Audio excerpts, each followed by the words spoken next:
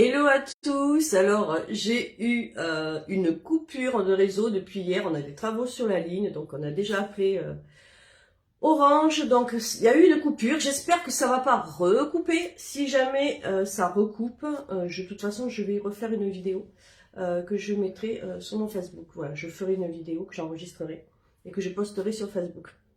Donc je reprends le sujet pour ceux qui étaient pas là sur la première partie, qui arriveraient que maintenant. Donc, je parlais des métiers de l'accompagnement, qu'ils soient, donc je vais tout retourner là maintenant, vers là, que ce soit un métier, d'accord, que ce soit au niveau associatif, un mouvement politique. Après, j'ai mis justement les personnes aussi qui se comportent en sauveurs. Je parlais que nous ne sommes pas, je me servais donc d'une des présuppositions de la PNL, qui font partie d'ailleurs de, hop, mon livre, hein, c'est toi le pilote de ton cerveau, pour apprendre à voir nos comportements et modifier nos comportements, parce que nous ne sommes pas notre comportement et les autres ne sont pas leur comportement. Je parlais dans ce début de live de tout à l'heure que je voyais énormément autour de moi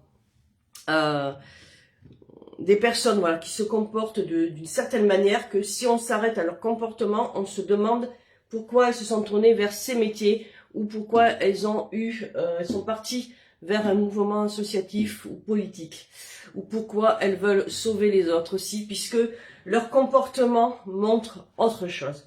Dans ce comportement, on y trouve des gens qui vont écraser les autres, qui vont rabaisser les autres, qui vont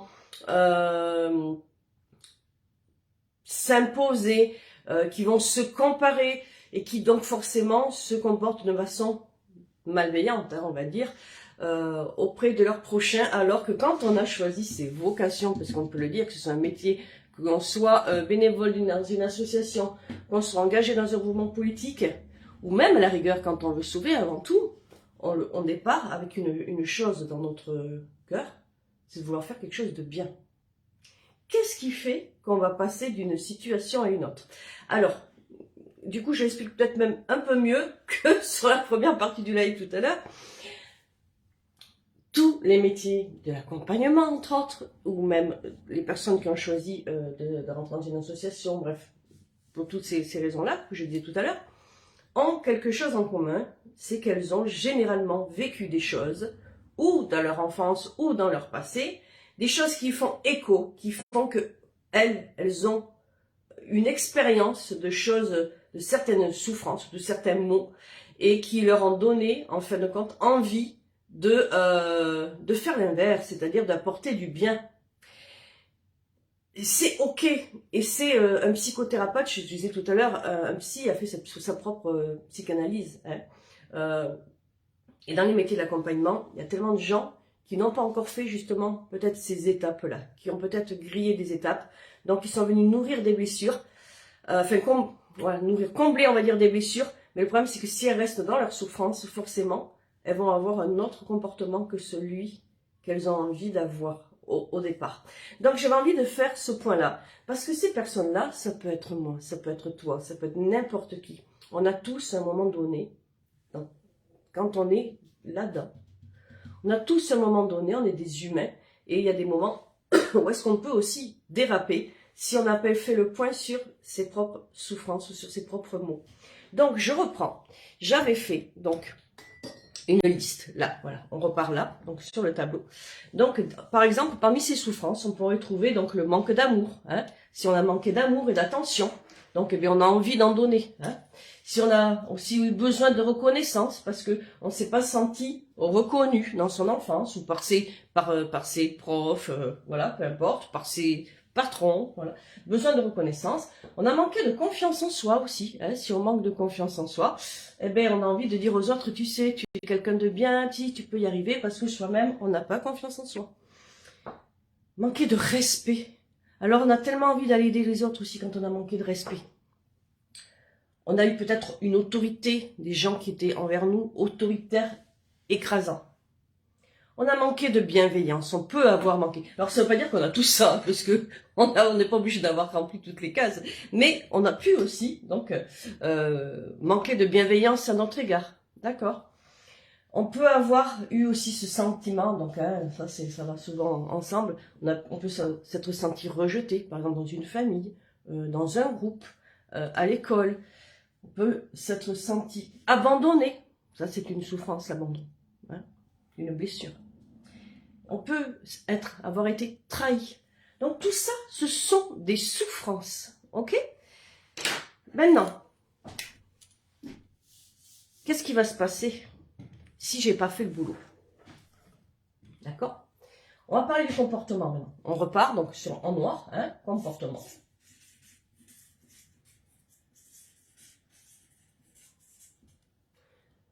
On va aller chercher le contraire de l'amour, ok? Je vais peut-être le remettre là, ok? On va chercher le contraire de l'amour. Donc j'ai de la haine. Je suis en colère. Je suis aigri. J'ai besoin de reconnaissance. Je dévalorise, hein? Je dévalorise les autres.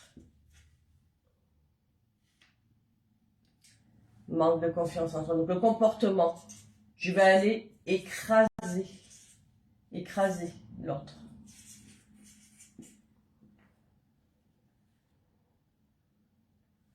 En face du respect, on va trouver l'irrespect. Hein, on est manque de respect. En face de l'autorité écrasante qu'on a reçue, on peut devenir un autoritaire écrasant. Là aussi, hein. Avec la confiance en soi, j'ai marqué écrase l'autre, mais c'est plus que ça, d'accord? On peut rabaisser, dévaloriser, ça va ça ensemble, ces deux groupes-là. En face de la bienveillance, qu'est-ce qu'on va trouver? La malveillance, hein? La malveillance, la jalousie.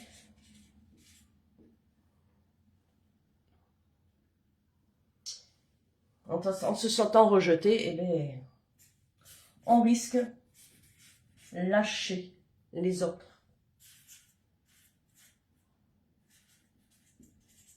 On risque les abandonner.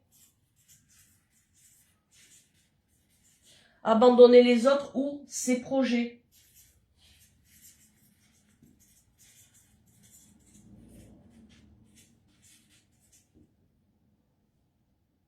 Et puis on peut tout simplement trahir. Avec ces souffrances-là non réglées, je peux aller me comporter dans tout ça, alors qu'en fin de compte, à la base, j'avais choisi ça. J'avais choisi ce métier. J'avais choisi d'accompagner, d'aider l'humain. J'avais choisi, dans une association, d'intégrer des gens et de donner de ma personne, donner de l'argent pour faire du bien aux autres. J'avais choisi de m'engager dans un mouvement politique pour faire du bien. Là, vous voyez, par exemple, j'ai parlé des choses qui me concernent moi, puisque ces choses-là me concernent moi. Et c'est ce que j'ai vu autour de moi. C'est pour ça que, encore une fois, je me sers de ces exemples, parce que c'est ce que j'ai vu de ce qui se passait autour de moi. Et que je me suis dit, mais en fait, j'essaie de comprendre. Comprendre pourquoi, qu'est-ce qui se passe. Bon, j'essaie de comprendre. C'est quand même mon métier aussi de comprendre et de voir tout ça. Mais me dire, enfin, faut que tu l'expliques ça. Faut que tu le dises. Parce que oui, effectivement, ça paraît simple. Comme ça, là, je vous en parle, ça paraît simple. Mais nous voir nous-mêmes dans cette situation-là, est-ce que c'est confortable pour nous de se dire, oh putain, je suis haineuse, je suis en colère, je suis aigrie, je suis jalouse, je parle pas spécialement de moi là, à tourner aussi au masculin. Je dévalorise, j'écrase l'autre, je suis irrespectueux, j'ai une autorité écrasante, je suis pas bienveillant, je suis plutôt malveillant envers les autres, j'arrive à lâcher les autres, ou j'arrive à lâcher mes projets, j'arrive à abandonner les choses ou les gens. Je peux même trahir. Est-ce qu'on aime nous voir dans cette situation-là? Non. Est-ce qu'on y va par moment? Bien sûr. Donc, si tu es là-dedans, ok? Je repars là. Si tu es dans ces métiers d'accompagnant, si tu es dans les associations pour aider les gens, Si tu es dans un engagement, peu importe, politique ou autre, si aussi tu te comportes en sauveur, donc là je t'invite quand même, si tu te comportes en sauveur, tu sais, c'est que le sauveur, c'est celui qui a toujours besoin d'aller aider les autres, même quand on ne les demande pas. Il trouve toujours des solutions pour aider les autres. Il sauve tous les petits oiseaux tombés du nid. D'accord?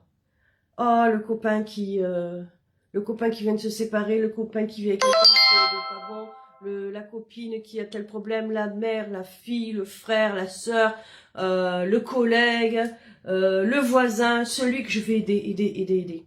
Ok. J'ai connu ça, moi d'ailleurs. Si j'en parle aussi bien, c'est parce que j'ai connu ce fameux triangle de Cartman.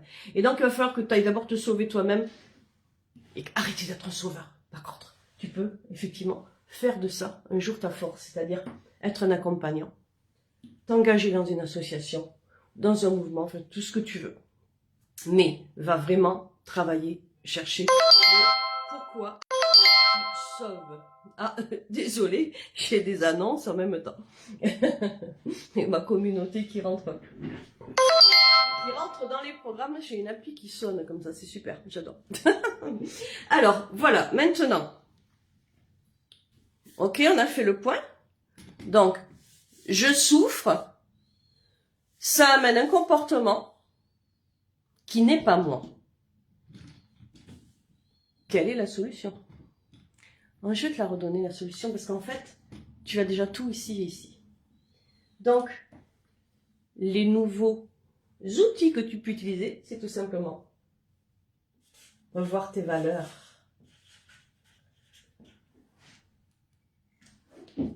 Moi d'ailleurs, dans le passé, vous voyez, quand j'étais jeune, que j'étais un sauveur, je pouvais plus aller, enfin, on aurait pu bafouer mes valeurs. Aujourd'hui, quand on bafoue aussi mes valeurs, je suis au sein d'un groupe par exemple, et que mes valeurs, elles n'ont plus lieu d'y être, et que je ne me sens pas respectée au niveau de mes valeurs, pareil, avec les gens, avec les personnes qui me sont chères à mon cœur. Elles peuvent être de ma famille, du lien du sang, de la famille, des personnes que j'ai laissées rentrer dans mon cœur. Si c'est plus en accord avec mes valeurs, je mets un stop. Pareil pour mon travail, pareil pour mes collègues, pareil pour mes clients. Ok. Le système de valeurs, on ne doit pas vendre son âme au diable. Jamais. Que je sois engagé là, que je sois engagé là, que je sois engagé là, parce que je suis très engagée dans les trois, mais très très engagée. Si c'est plus en accord avec mes valeurs, next, je passe à autre chose. Je juge pas spécialement, je me mets pas en colère et j'ai pas envie d'eux, mais je sors de là. Et je t'invite à faire vraiment la même chose, c'est la meilleure manière de s'aimer et de se respecter soi-même avant d'entendre ça des autres. Donc, ma souffrance, mon comportement, ce que je vais pouvoir faire en face de ça.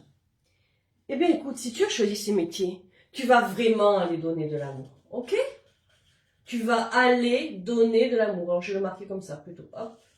Aller donner de l'amour. Mais attention,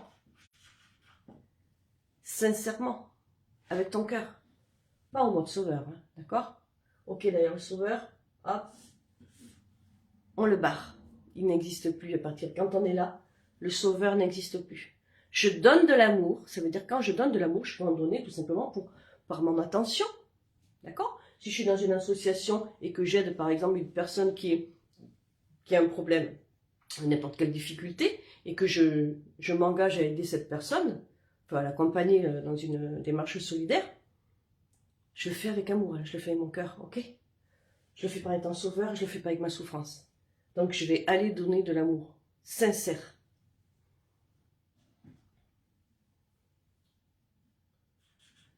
Je vais aller valoriser l'autre.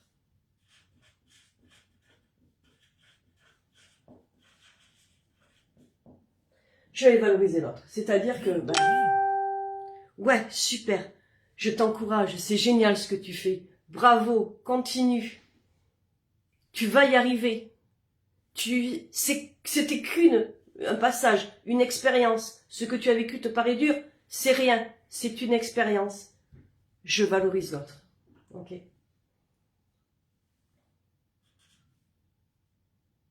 on va l'aider, parce qu'on peut pas donner la confiance en soi à quelqu'un. En le valorisant, on va aller aussi renforcer sa confiance en lui. D'accord? Donc, en lui, elle.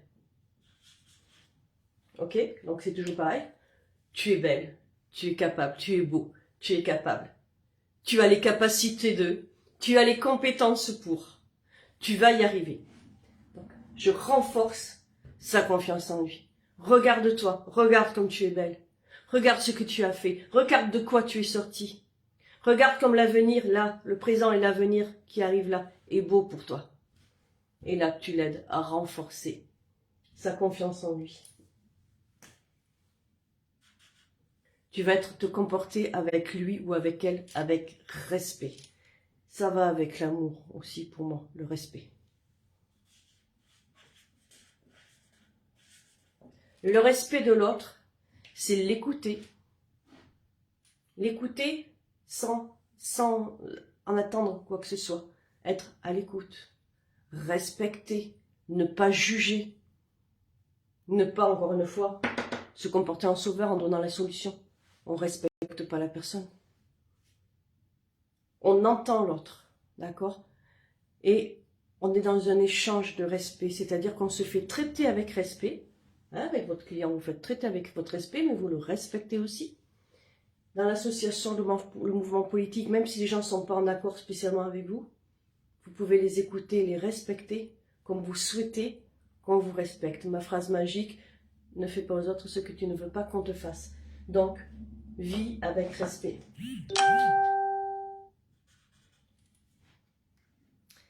Fais de ton autorité quelque chose de bien. C'est-à-dire que, sers-toi de ton autorité, donc, utilise ton autorité pour le bien. Le bien de toi, le bien de l'autre. Je m'explique.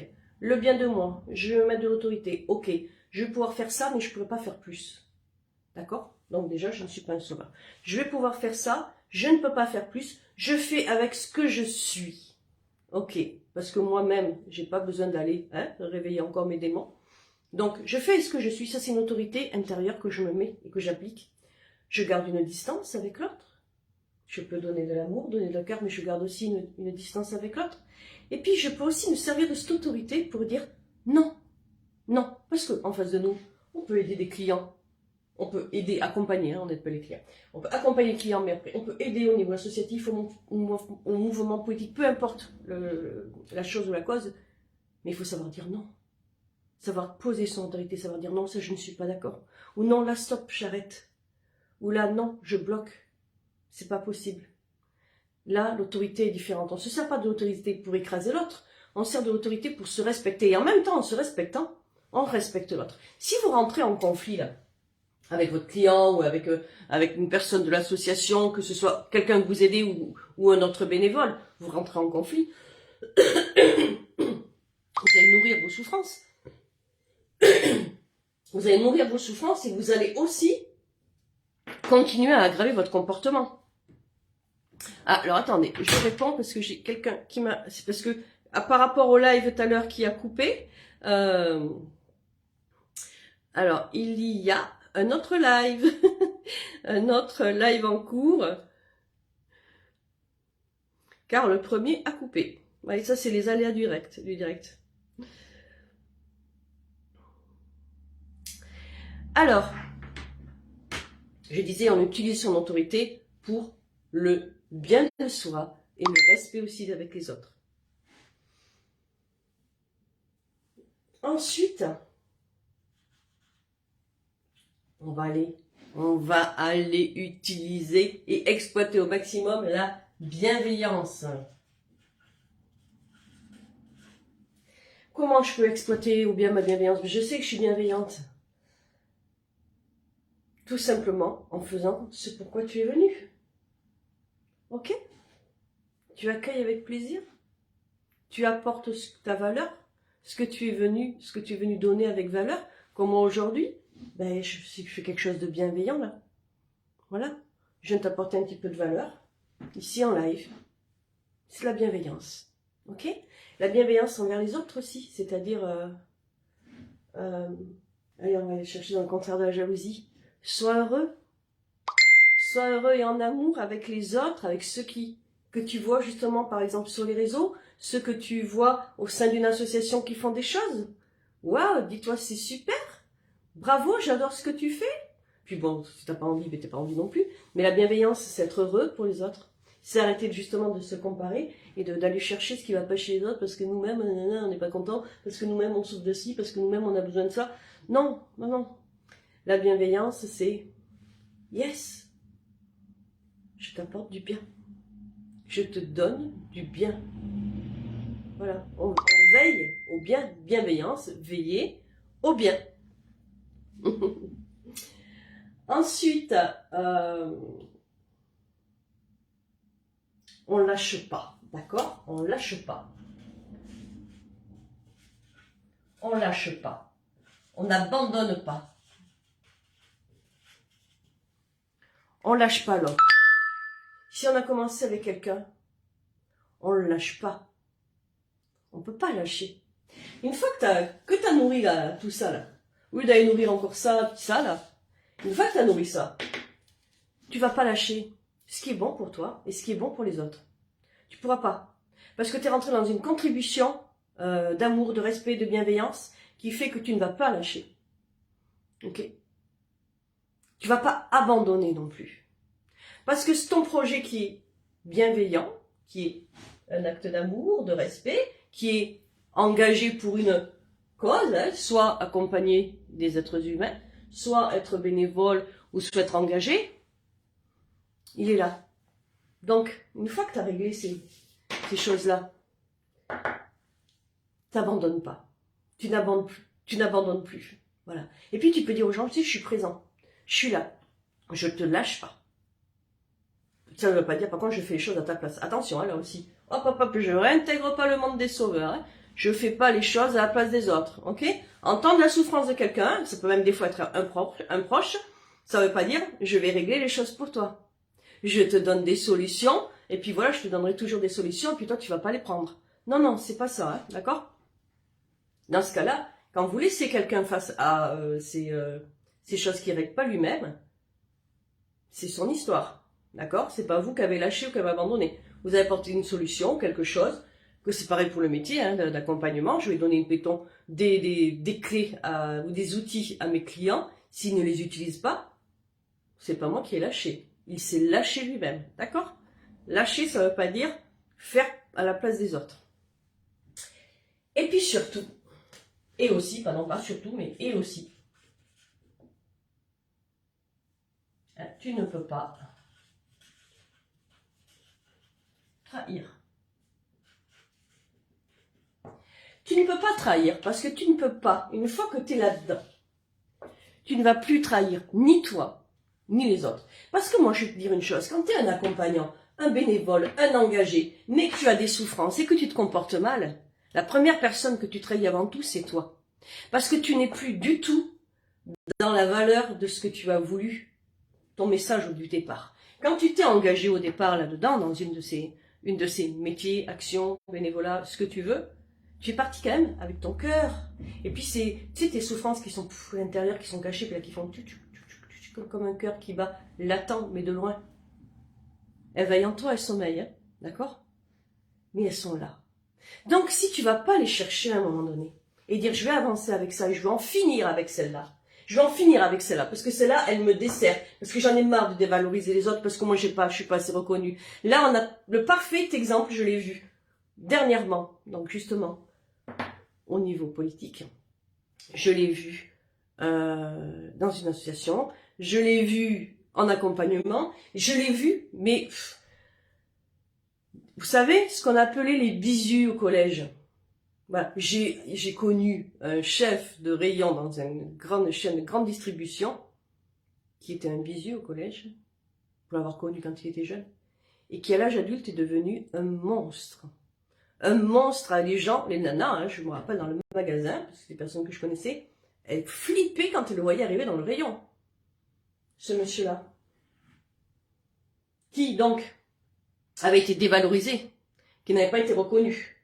Donc forcément qui manquait de confiance en soi, avec qui on avait été irrespectueux, les gens l'avaient dévalorisé, l'avaient écrasé, ils l'avaient, voilà, ils avaient exercé leur autorité sur lui, enfin bref, tout ça. Ce monsieur était devenu quelqu'un d'écrasant, de dévalorisant, ok? Donc voilà, fais bien attention à tes souffrances, en fait, tu sais, tes souffrances inconscientes, parce que bah, quand tu as par exemple mon âge, et même plus jeune, tu le verras, tu le vois aussi, on peut pas dire que tu sais pas. Alors des fois oui, alors, dans ce cas-là, je t'invite vraiment à faire une grosse introspection, et te faire accompagner vraiment par quelqu'un psychologiquement, justement, hein, pas par des thérapeutes aussi comme moi, mais aller vraiment chercher, parce que je connais aussi des gens qui disent des fois, mais je comprends pas, je sais pas moi vraiment ce que c'est ma souffrance. Tu en as une, mais des fois c'est compliqué d'aller la chercher, donc tu peux te faire accompagner pour ça. Mais autrement, quand tu es conscient de certaines parties de ça, va visiter si en face, tu fais pas un peu de tout ça là. Et puis tu sais quoi là aujourd'hui, tu as les moyens tu vas te nourrir en même temps. Ça veut dire que tu vas te donner de l'amour. À partir du moment où est-ce que tu vas rentrer là-dedans, tu vas guérir de tes blessures là. Ok? C'est inévitable. Donc voilà, ce petit live, cette petite quotidienne, il y aura certainement des quotidiennes qui vont être beaucoup plus courtes, mais elle avait vraiment son intérêt parce que ces jours-ci, mais ça fait déjà même un bon moment que je dis ça, dans le milieu du coaching, pardon, dans le milieu, là aussi ça n'allait du direct, milieu du coaching, j'ai vu des gens mais qui sont atroces avec les autres, mais enfin les enfants, vous êtes venus dans ces métiers-là avec votre cœur, avec bienveillance, qu'est-ce qui se passe quoi? Pareil à ce niveau-là, au niveau associatif et au niveau engagement politique, je me suis dit mais enfin, mais qu'est-ce qui se passe? Allô, il y a quelque chose qui va pas, et je me suis dit ok, rappelle-toi, présupposition de la PNL, Christelle, rappelle-le-toi à toi-même, leurs comportements ne sont pas qui ils sont. Alors ça ne veut pas dire pour autant qu'on doit les excuser, ça ne veut pas dire pour autant qu'on doit leur dire ok, c'est pas grave, tu peux continuer à t'essuyer les pieds sur moi, non pas du tout, mais ça veut dire que ok, ils sont pas leur comportement, donc si ça n'est pas accord avec mes valeurs, taillot. Mais par contre, ça veut dire aussi que si moi, j'ai aussi des souffrances, j'ai aussi forcément en face des comportements, et je peux aussi aller chercher des solutions qui sont simplement en moi, puisque je deviens consciente, hein, je deviens consciente de ce qu'il y a. Donc je peux changer tout ça avec ces clés-là. Voilà, donc n'hésite pas, si tu veux aller plus loin, n'hésite pas à rentrer en contact avec moi, que ce soit ici en commentaire, déjà me dire aussi en live, en commentaire, ce que tu as pensé de ce live. Ça fait toujours vraiment... c'est bon pour soi, puis c'est bon pour les autres, de faire avancer tout ça, d'avoir des retours, tout simplement. Tu peux donc me contacter si tu veux aussi voir en quoi je pourrais t'accompagner ou en quoi je peux t'apporter plus de valeur. Voilà, je vous embrasse, je vous aime comme toujours, et je vous dis à très bientôt pour la prochaine matinale. Bye.